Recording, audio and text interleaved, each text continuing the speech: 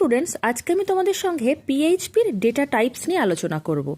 Already কিন্তু আমরা পিএইচপিতে কিভাবে ভ্যারিয়েবলকে কল করতে হয় বা কনস্ট্যান্টকে কল করতে হয় সেটা শিখেছিলাম, এবং পিএইচপির ভ্যারিয়েবলের মধ্যে কিভাবে আমরা কোনো ডেটাকে স্টোর করি সেটাও শিখেছি। কিন্তু ডেটা বেসিক্যালি কত ধরনের হতে পারে সেটাকেই কিন্তু আদতে বাংলায় বলা হয় যে ডেটা টাইপস। বেসিক্যালি ডেটা হয় এই 8 ধরনের। তার মধ্যে প্রথমটাই হচ্ছে স্ট্রিং, তারপর আছে ইন্টিজার, তারপর আছে ফ্লোট যাকে আমরা ডাবল নামেও বলে থাকি, তারপর আছে বুলিয়ান, দেন আছে অ্যারে, অবজেক্ট, নাল আর রিসোর্স। তার মধ্যে প্রথমেই রয়েছে স্ট্রিং। স্ট্রিং ডেটা টাইপ আমরা বারংবার পিএইচপি করে ব্যবহার করেছি। তাছাড়াও বাকি যে নামগুলো আছে যেরকম ইন্টিজার বা ফ্লোট, এই সমস্ত নামগুলো আমরা সি প্রোগ্রামের সময় থেকে শুনে এসেছি। ইনফ্যাক্ট অ্যারে, নাল এই টাইপের ডেটা টাইপসের সাথেও কিন্তু আমরা আগে থেকেই পরিচিত। তারপরেও আজকে আমি কোডের মাধ্যমে এই যে ডিফারেন্ট টাইপের যে ডেটা টাইপস হয় সেটা কিভাবে পিএইচপিতে নিয়ে থাকি সেগুলো নিয়ে অবশ্যই আলোচনা করব।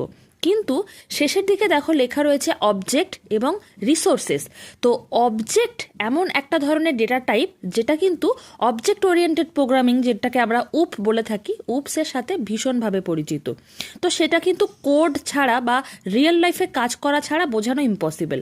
তো সেই জন্য অবজেক্টটার এক্সাম্পল এখানে আমি দেখাবো না। আর ফাইনালি যেটা রয়েছে রিসোর্সটা কিন্তু বেসিক্যালি যখনই আমরা পিএইচপির সাথে ডেটাবেসের কল করি সেই টাইমে ব্যবহার হয়। তো সেটাকেও কিন্তু কোডের মধ্যে দেখানো এভাবে সম্ভব নয়, সেটাকেও কিন্তু রিয়েল লাইফে যখন আমরা কাজ করব তখনই সেভাবে দেখাতে হবে। সেই জন্য অবজেক্ট আর রিসোর্স এই দুটো বাদ দিয়ে বাকি সমস্ত কটা ডেটা টাইপসকে আমি আমার এই ভিডিওতে তোমাদের সঙ্গে এক্সাম্পলের সাথে আলোচনা করব। যাই হোক, এবার সরাসরি চলে এসেছি আমার এডিটার পেজে। আজও আমি গত দিনের মতো ভিজুয়াল স্টুডিও এডিটার পেজকেই ব্যবহার করছি। আর এই এডিটার পেজটা পর্যন্ত আসার জন্য আমাদের যে যে স্টেপ ক্রস করে আসতে হবে আমরা সব কিছুই কিন্তু জানি। যেরকম অ্যাপাচেকে ওপেন করতে হবে, মাইএসকিউএলকে ওপেন করতে হবে, তারপর জ্যাম্প থেকে এইচটিডক্স, তারপর যে কোনো একটা ফোল্ডার ক্রিয়েট অ্যান্ড দেন একটা তার মধ্যে যে কোনো ফাইল তৈরি করতে হবে। আজকে আমি নাম দিয়েছি index.php, এবং আজকে এই ফোল্ডারটার মধ্যেই কিন্তু আমি আমার এই ডেটা টাইপসের সমস্ত কোড দেখাবো। তো চলো এবার এখান থেকেই শুরু করছি কিভাবে আমরা কোনো ডেটা টাইপ নিয়ে থাকি।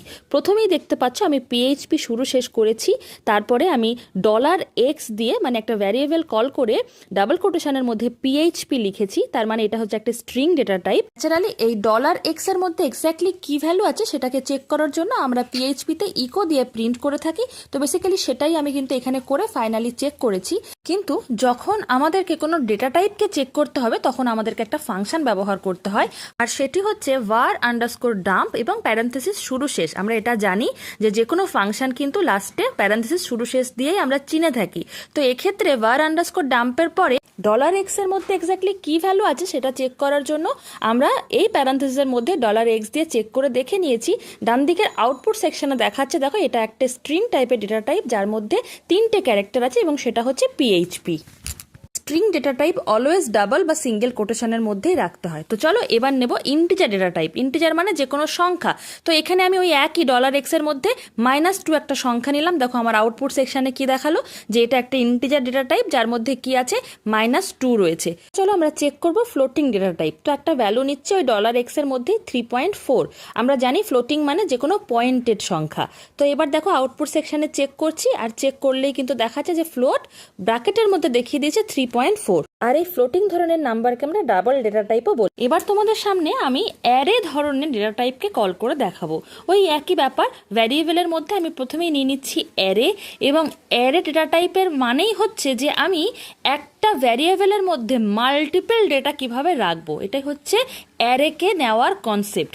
তো অ্যারে বলে লিখে নিচ্ছি, এবং প্যারেনথেসিসের মধ্যে দেখো আমি আলাদা আলাদা ডাবল কোট করে 3টে ডিফারেন্ট স্ট্রিং ভ্যালু লিখেছি। সেটা হচ্ছে আই, লাভ অ্যান্ড পিএইচপি। তো এই যে আই, লাভ আর পিএইচপি এরা তিনজন দেখো আমার ডান দিকের আউটপুটে দেখিয়ে দিয়েছে যে আই হচ্ছে 0 নম্বরে আছে, লাভ হচ্ছে নাম্বার 1-এ আছে, আর পিএইচপি হচ্ছে নাম্বার 2-তে আছে। এরা সবাই স্ট্রিং ডেটা টাইপ, এবং কোথায় কি কি কতগুলো করে ভ্যালু রয়েছে সেগুলো সব কিন্তু এই দেখো আউটপুটে শো করছে। তাহলে সহজভাবে বললে এটাই বোঝা যাচ্ছে যে অ্যারে দিয়ে আমরা যে কোনো সিঙ্গেল ভ্যারিয়েবলের মধ্যে মাল্টিপল ভ্যালুকে কিন্তু শো করাতে পারি। এবার তোমাদের সাথে আমি আলোচনা করব নাল কি ধরনের ডেটা টাইপ। নাল মানে কিন্তু বেসিক্যালি কিছুই না।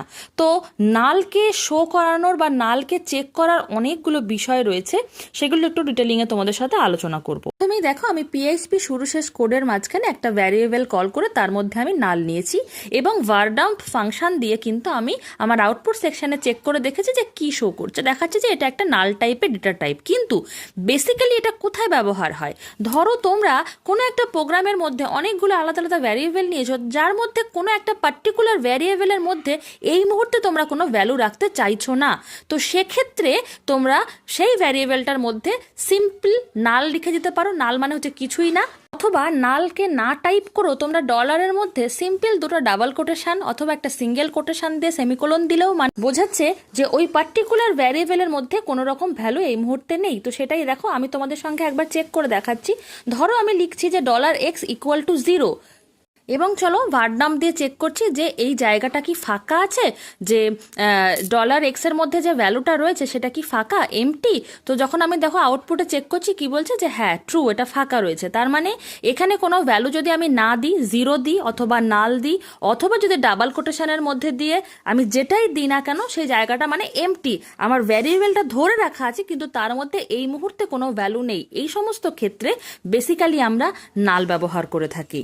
একই কোডের মধ্যে আমি তোমাদের সঙ্গে দেখো আরও একটা জিনিস শেয়ার করে দিয়েছি, যে এই যে আউটপুট সেকশনে বারবার দেখাচ্ছে বুল ট্রু, বুল ফলস। বুল মানে Boolean. Boolean data type basically কোনো রকম ডিসিশন মেকিং এর ক্ষেত্রে কাজে লাগে, মানে আইদার সেটা ট্রু অর ফলস, মানে আইদার সে 0 অর 1, এই দুটো ভ্যালুর মধ্যে কিন্তু বুলিয়ান সবসময় আবদ্ধ। মানে যে কোনো ডিসিশন নেওয়ার ক্ষেত্রে আমরা বুলিয়ানকে ব্যবহার করে থাকি। তাহলে আশা করছি যে আমার আজকের এই ডেটা টাইপস সম্পর্কিত ভিডিওটা তোমাদের অনেকটাই সহজ লেগেছে।